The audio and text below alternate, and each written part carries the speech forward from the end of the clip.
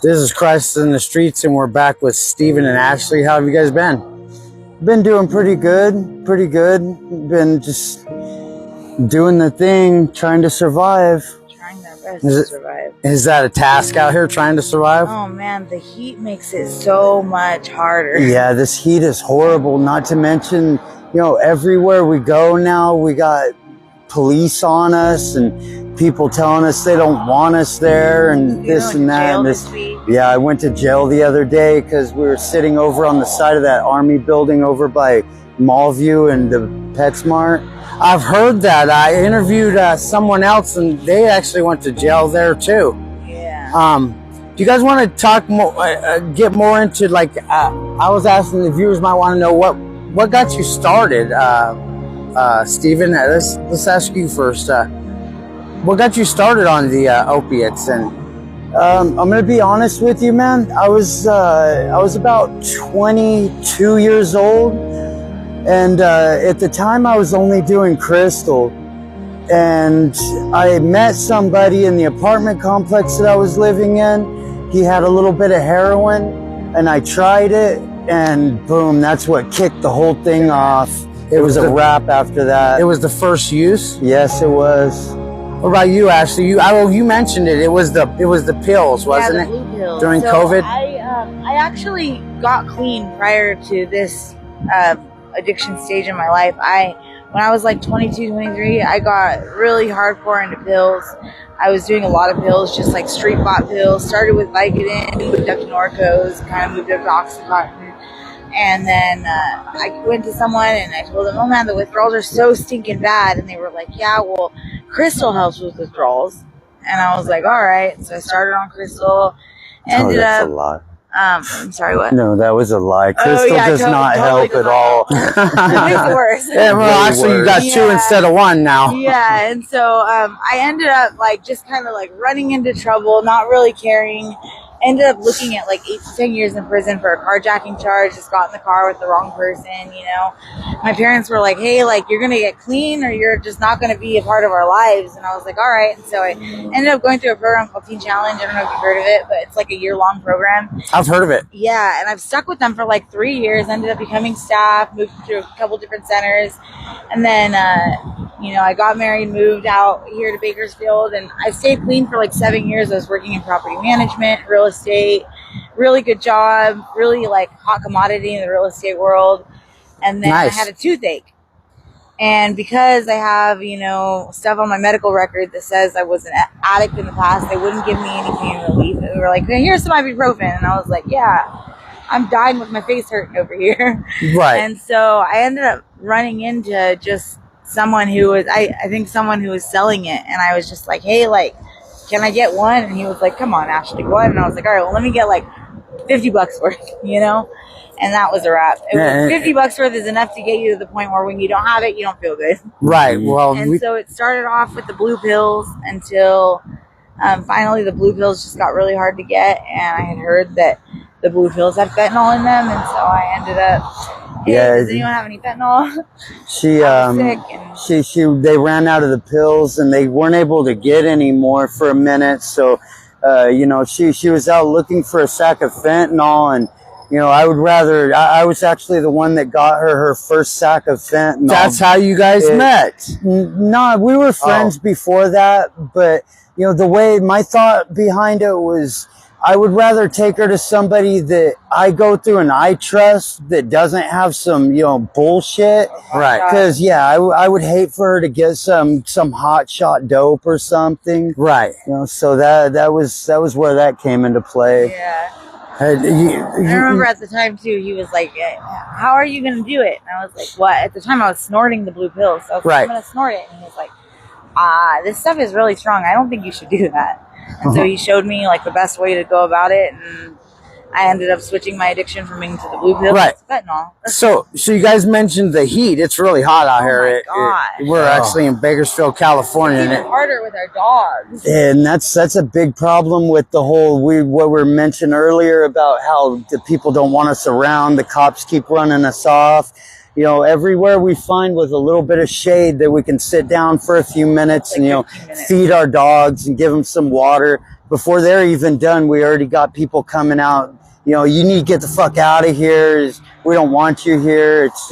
It's a pain in the ass, man. I've heard that from several people now that hear that they are hassling the homeless really, really hard right now. Yeah. I don't know if you've noticed around this area, they have put up a couple of those little, they're like trailer camera things. Yes. Like they have in some of the parking lots of the stores. Yes. They put a couple of those around now. And in the middle of the night, they play this stupid music, loud as hell, all night long. Like ballet music. And you even walk through the area, there's this like AI voice. Terrible. You need to get out of this area. There's no loitering. That is terrible. It's like, even like one day I walked through and it's like, hey, you with the black jacket and striped shorts. And I was like, what? What's your opinion on what they're doing? Are they just trying to harass you into? Well, I feel like those machines they put out, it's just an AI, because I mean it's the same guy's voice 24/7. I mean, how can the same guy work 24/7? You know, right? It's the same voice all the time, and that's what I feel. I feel like it's just an AI telling people to get out of here. It's not really a real person. It's just like a setup to get out of here so people will leave. Do you think that so it's been mentioned that the police are harassing the homeless and addicted out here a lot more as of recently. What do you think their goal is with that? I feel like they're just trying to get everybody off of the streets. Are they everybody like us? Anyway. Are they offering anything, or are they just taking you to jail and releasing you? Flood comes through every so often, and they ask us if we need services. And when we say, yeah, hell yeah, we need a bed, we need a shelter, you know, all of a sudden it's like there's no beds in the shelter. Sorry. No kennels in the shelter. Sorry. Talk to you tomorrow. Right. So I've noticed the numbers, and the numbers are large here, really large. I mean, in the thousands. And how many shelters do you think they have here? There's 3 shelters in town. 4 shelters in town. There's the Brundage Lane Navigation Center. There's the M Street Navigation Center. There's the Bethany's Center down on what is that street it's on? It's down by Baker, down in Old Town Kern. Yeah. And then there's the Mission at Kern County. I recently read something on the Mission that they're trying to do something, some kind of plan to assist and help the homeless. But from what I gathered, it was just meals mostly. Just more meals. What it is with the Mission is the Mission is men's only.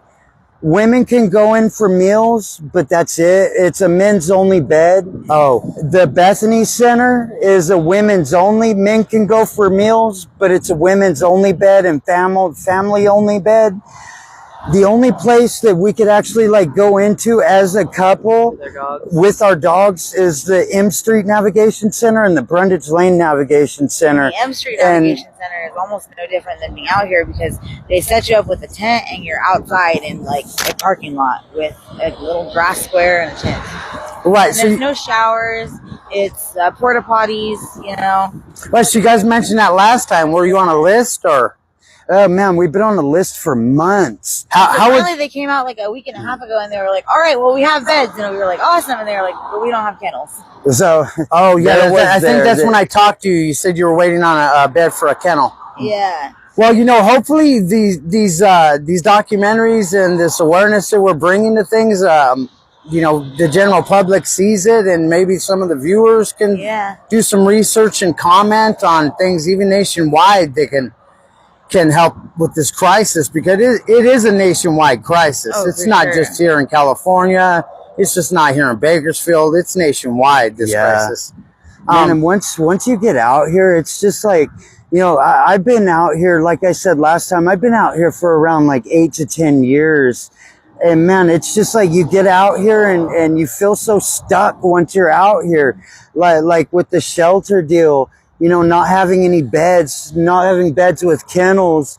You know, like, what am I supposed to do? I can't go to work and be homeless.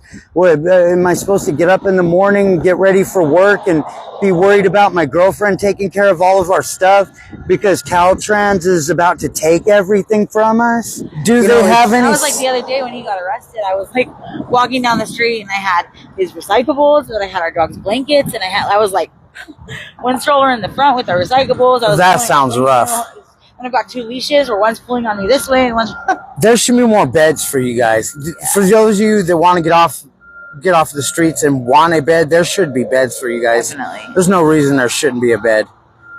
Even with your situation with the dogs, they should find places for you. I mean, I know the numbers are high, but so is the funding. Definitely. My dogs are my kids, so I'm definitely not going to go in without them. Yeah, man, those shelters, they've got to have substantial funding. I mean, we've even correct. told them, like, our dogs will share a kennel, but they're like, well, we have to see how they'll work together. And I'm like, they're working together right now every day. They sleep together. Like, yeah, they literally sleep butt to butt.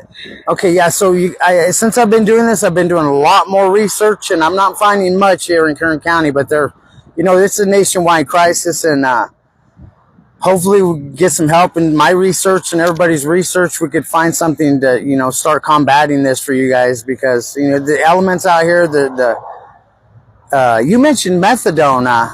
Were you thinking about getting on methadone again? That's my plan. I'd like to eventually go and get on methadone and just kind of make the switch. I know that, like, as far as, like, scientifically, when you look at fentanyl versus methadone, the dosage of the opiate content is much higher in fentanyl. So I know, like, a lot of people have said, like, I definitely used my first couple months when I was on methadone. And I'm like, well, if that's what I got to do, then that's what I got to do. So if it's the first couple months that I'm having to go there instead of having take-homes because I'm testing dirty for fentanyl, then that's what I'm going to do. Well, maybe a stable place might help with that, too. Make it so much easier. I mean, instead of arresting people and taking them to jail just because they have warrants and they don't have IDs on the streets isn't going to solve anything. Right. In my opinion. I mean, because it was like 7 hours you were back over here trying to out to the same basically it's just a huge inconvenience because they take me all the way up to Laredo just to release me 6 or 7 hours later.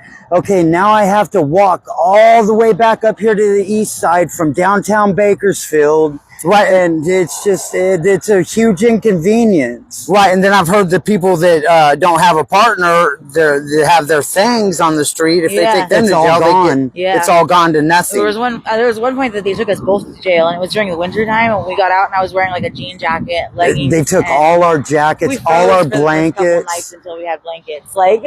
All right, well, you guys, we're trying to look into this crisis here in the United States, and we're trying to find some kind of something. We're gonna figure something out here, man. It's nice talking to you guys, and I hope you're the best. And it's nice talking to you too, man. Any research that I come across, I'm going to forward it to you guys, and any of the viewers that have any information or anything they know about nationwide, California, Bakersfield, anywhere, just comment and like and subscribe if you like the content. And I hope to see you guys again soon. For sure. Like and subscribe.